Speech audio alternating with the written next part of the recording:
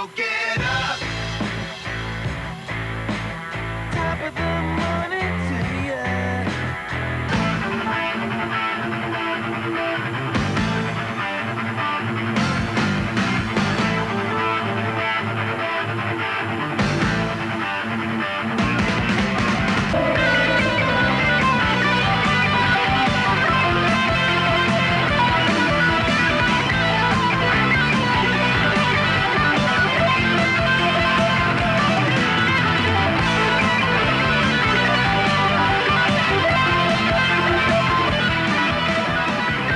Good morning, everybody. Welcome back. 33 minutes after the hour, it's the Sunrise Show on News Radio 880 KCMX, and so thrilled to welcome onto the program Natalie Manor. She's the founder and CEO of Natalie Manor and Associates, and she is a nationally recognized leader in executive development, and she has a global base. Since 1986, she's written books. She's been on television. She's got her credentials from Ohio University. Give a shout out to the University of New Hampshire and the University of Lowell out there. And when it comes to everything that you've done, on top of that, she's written 5 books. And now, of course, she's got these ebooks on confidence and leadership and confidence. And Natalie, it's great to have you on, because as if there isn't anything more important about leadership and confidence. And good morning.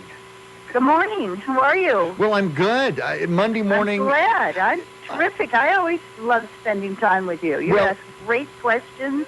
I love your audience. So, yeah, great to be here. Thank you for asking me. Well, thank you. And this competence versus confidence, this is interesting, because people can be confident, but then you go, wow, they've got an ego, right?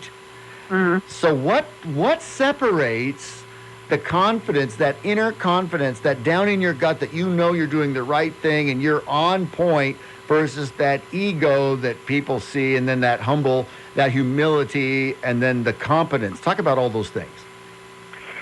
Well, I think that all of us know a confident person, male, female, child, elder, whatever. And when you look at them, or you're with them, let's say that you actually know them, physically know them, and have gone to church with them, or you're in work with them, there are several components of that, a confident person, that people seem to be attuned to. One, they're pretty accessible.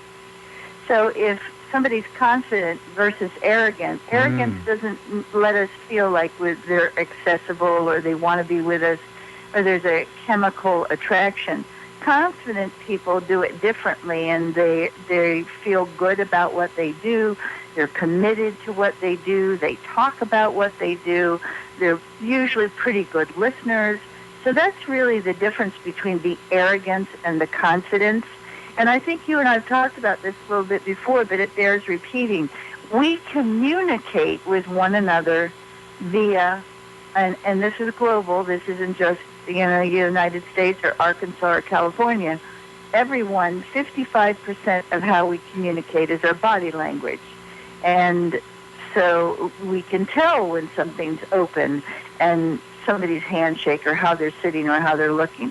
39% is tone and pacing, and the other percentage is, it's a very, very small amount, is the rest of it is words. So, versus arrogance and confidence, you can pretty much see and hear the difference. So let me give you an example. When a baby is born, what are the things that we do? We do all kinds of weird things, like we go, and we go, and we do all that. We entertain the child. And so from the moment somebody's born, the tone, pacing, body language, and all of that is known to the child. So we learn just from the first breath all about this communication way.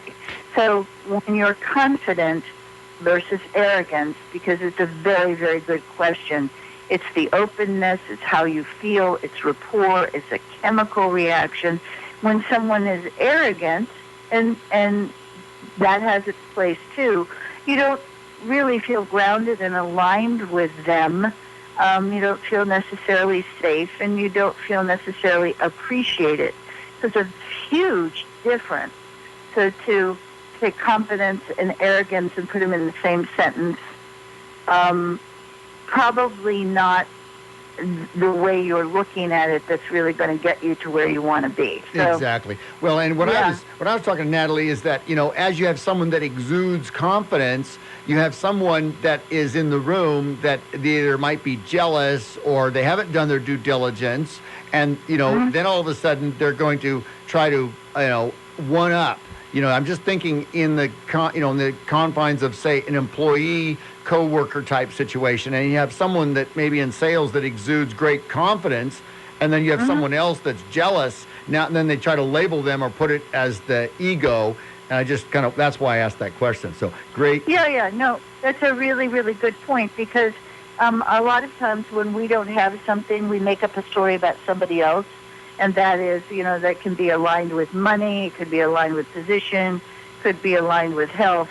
People who have nice flat stomachs when they're in their middle to late 40s are probably doing some exercise, and so when you look at them, you go, well, and you have something to say about somebody else's attributes or their achievements, there's probably a component of jealousy in there. Exactly. I agree with that. We're talking with Natalie Manor, and she's put out an incredible set of ebook series on confidence. You can get to that messystress.com, and we've got more coming up with her after this break coming up. But Natalie, it's so great related to what you wrote. You said competence versus confidence, and you talk about we have a look at our skills and strengths and believe we have to work so very hard to be prepared for meetings, and you just wonder, confidence is not arrogance, it's not ego-centered, it's healthy. And I love what you wrote here. It's a sweet elixir that we deserve based on perseverance and commitment.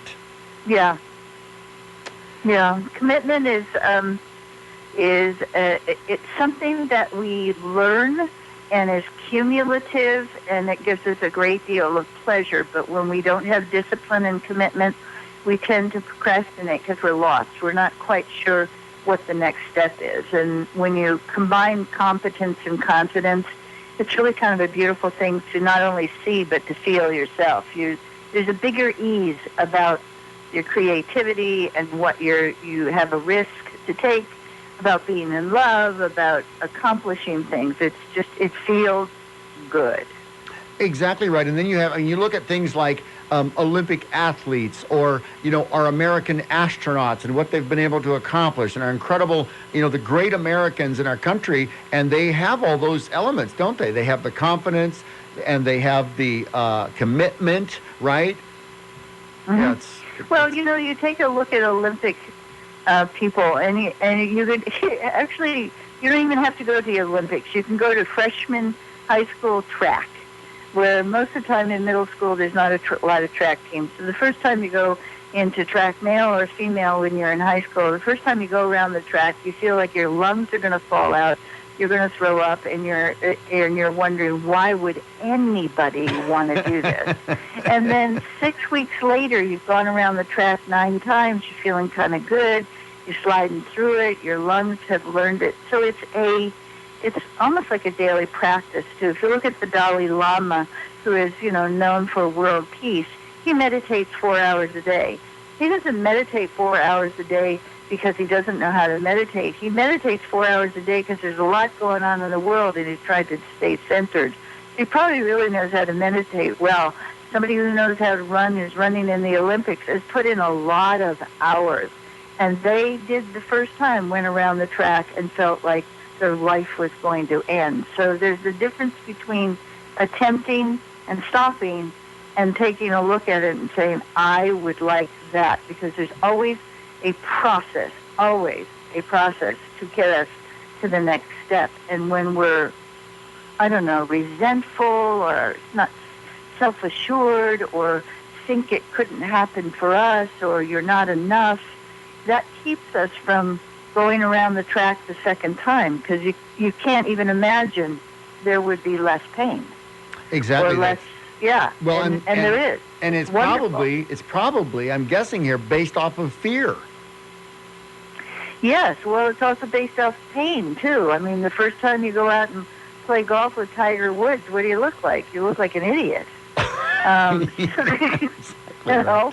You know? Exactly. And that's really Slammin' Sammy Sneed. Now that tells you something about it. My dad played golf, scratch golf, till the day he died. For all the golfers out there, scratch golf, that's good. But he learned his swing from a man who was called Slammin' Sammy Sneed. And even when this man was blind and almost deaf, they said, "Okay, Sam, you are distance from here to there, and that's where the hole is." And even if he couldn't see it, his swing was so consistent, he knew what he could do. And my dad knew that he needed to have a consistent swing. And people who would play golf with him would say, he never gets angry, he never gets irritated, he just gets up there and swings the club. So when you have a mentor, and there's always somebody in front of us who has done it that we can read about or we can admire, or what's, the techniques and the strategies, that's what I do. That's what I've done for my entire career. That's I write awesome. about it, I break it down, and I help people understand that here's step 1, step 2, step 3. And when you get to step 3, because step 1 was hard, is you break it down and help mentor for people, because it's hard. It is to hard. Go from here to here without some guidance or love or yay or attaboys or whatever, because a lot of times ourselves, that's not a component of who we are. No, it's difficult. Yes. It's difficult. Natalie, we're up against the break. Let's get to the break and come right back. We've got Natalie Manor with us, ladies and gentlemen. Her website, messystress.com. She's a writer, a speaker, a coach. We'll be right back with more on her ebooks on confidence after this.